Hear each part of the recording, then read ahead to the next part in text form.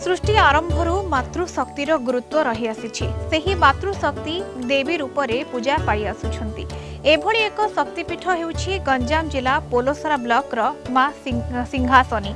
ए प्राचीन शक्तिपीठ जगन्नाथ संस्कृति सहित जड़ित।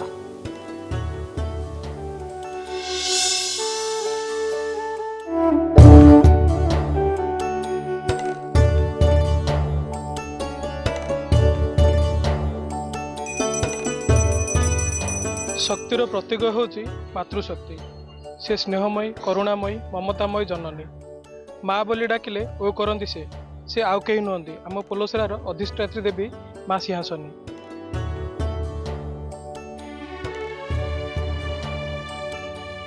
गंजाम जिलार विभिन्न शक्तिपीठ मध्यरु पोलसरा ब्लॉक पांडिरीपड़ा पंचायतर कसीपड़ा स्थित माँ सिंहासनी बेस प्रसिद्ध।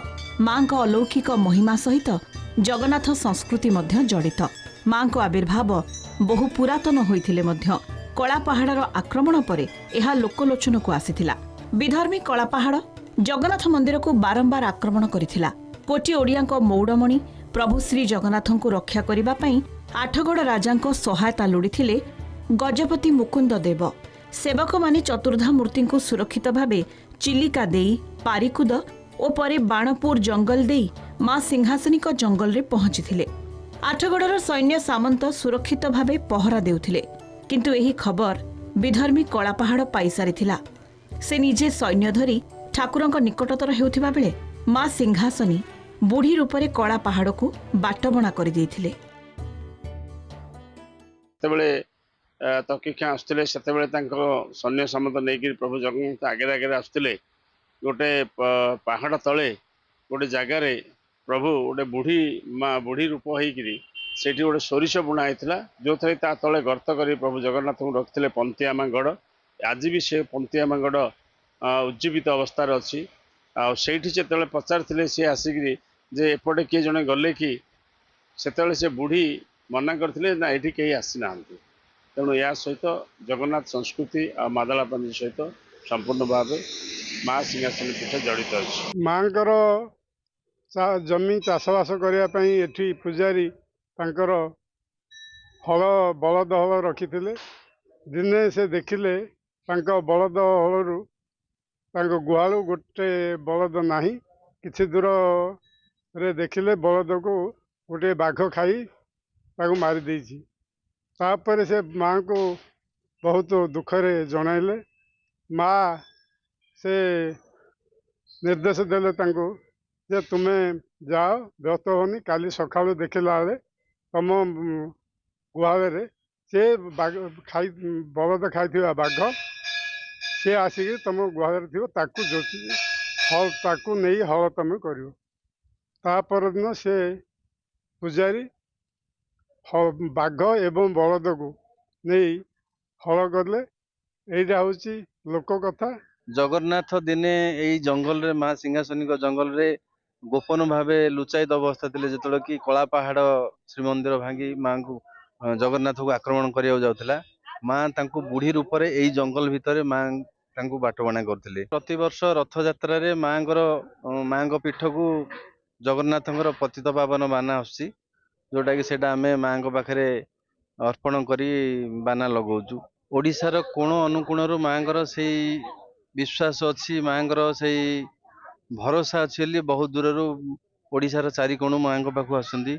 एठे मध्य बहुत विश्वास अच्छी लोक मानकर जो मानकर संतान हो नथिया माँ पाखरे मानसिक कले संतान होउची।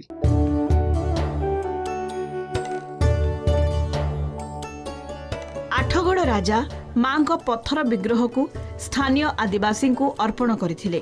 ता परठारु माँ एक गछ मूल पूजा पाई आसुथिले। कालक्रमे छोट मंदिर तैयारी होइथिला। परे अंचलवासी अनुदान रे माँ को भव्य मंदिर निर्माण होइछि। माँ सिंहासनी पीठ वर्तमान स्वतंत्र परिचय सृष्टि करि पारिछि। माँ को विभिन्न पर्वपर्वाणी मध्यरे प्रति संक्रांति पर्व, चैत्र पर्व, प्रसिद्ध रज पर्व, पार्वण रे नवरात्रि अन्यतम। रज पर्व एही पीठर मुख्य आकर्षण। 3 दिन धरी पालन हेउथिबा एही पर्व रे लक्षाधिक श्रद्धालुंक समागम होइथाय।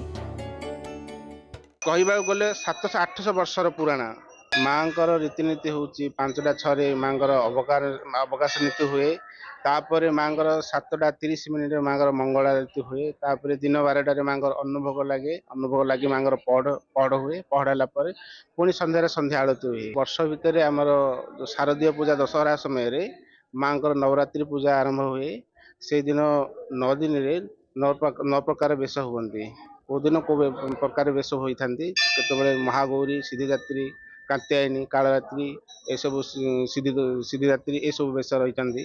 ତାପରେ ବର୍ଷକ ଭିତରେ ମାଙ୍କର ରଜ ପର୍ବ ହେଉଛି ବଡ଼ ପର୍ବ, ଯୋଉଟା କି ଏଠି ଲକ୍ଷାଧିକ ଭକ୍ତ ମାନେ ଆସିଛନ୍ତି। ଚୈତ୍ର ମାସରେ ମାଙ୍କର ଯାତ୍ରା ଯଜ୍ଞ ହୋଇ ଯାତ୍ରା ହୁଏ। ମୋ ମାଙ୍କର କୃପା ଯାହା ଉପରେ ରହୁଛି ବହୁତ କିଛି ମାନେ ତ ଡେଭଲପମେଣ୍ଟ କରୁଛନ୍ତି। ସେ ବେପାର ଦିଗରେ ହଉ କି କୌଣସି ମାନେ ଯେକୌଣସି ମନସ୍କାମନା ଏଠି କଲେ ମଧ୍ୟ ପୂର୍ଣ୍ଣ ହଉଛି। କିନ୍ତୁ ଆମର ମାନେ ଭାଗ୍ୟ ମାନେ ବହୁତ ଦିନ ପରେ ଆମ ଭାଗ୍ୟ ଫିଟିଲା ବୋଲି ଭାବୁଛି ମୁଁ। ମା ଗୋଟେ ପ୍ରତ୍ୟକ୍ଷ ଦେବୀ। ବହୁ ବର୍ଷ ପୂର୍ବରୁ ଆମର ଏଇ ଅଞ୍ଚଳକୁ ମା ତାର ଓଢ଼ଣା ତଳେ ଘଣ୍ଟ ଘୋଡ଼େଇ ରଖିଛି। ମା ପ୍ରତ୍ୟକ୍ଷ ଦେବୀ। ମା ସମସ୍ତଙ୍କର ଗୁହାରି ଶୁଣି ମାଙ୍କୁ ପୁତ୍ର ହେଉନଥିବ, ନହେଲେ କାହାର କ'ଣ ବାଧାବିଘ୍ନ ଥିବ, ସବୁ ଆସିକିରି ଗୁହାରିଆ ପଡ଼ିଲେ ମା ସେ ସବୁ ଅଚିରେ ଦୂର କରିଦିଏ।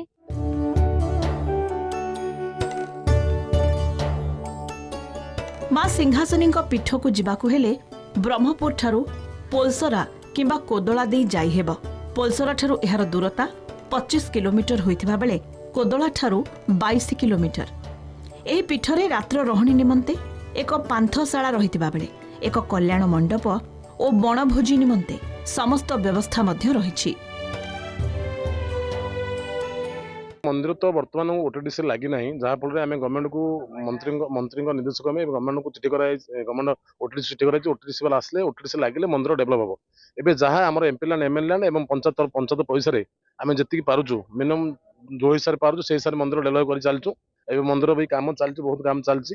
आउ 20-25 मंत्री महोदय प्राय मिनिमम 10 लाख देले। एमपी महोदय 10 लाख देवी प्रतिशत दे जाइछन्ती। हमर जिला परिषद महोदय 5 लाख देइछन्ती। जहाँफल मंदिर एवं काम चलती। आम गवर्नमेंट अनुरोध करुचे मंदिर दूर दूर जे टाइप लोक आसर ठीक माने पल्लीमाला थे आम हूँ गोटे आदिवासी एरिया। आदिवासी एरिया बहुत लोक आसती माने मंदिर जिते भक्त मैंने मानसिक जहाँ करते माँ पाखे पूर्ण हुए। जहाँफल हजार हजार लोक संख्या जमा हुई। माँ एते शक्ति जहाँ आप मानसिक पूर्ण हुए। निश्चित भाव में माँ सिंहासनी आमर अंचल होचंदी आराध्य देवी। तांको उपरे जे विश्वास प्रकट करे, जे आस्था करे, तांकर जे पूजा करे समस्त मनस्कामना पूर्ण करती माँ एठी। तेणु आमर ये अंचल होचंदी आराध्य देवी। आमर जमती गंजाम तथा गंजाम बाहर मध्य माँ सिंहासनी कथा समस्ते जानती। तेणु यही अंचलर लोक मानकर आस्था केन्द्रबिंदु। तेणु यही माँ पीठर जमती उन्नति हम विकास हम से दिगरे मध्य आज सरकार काम करुचंती।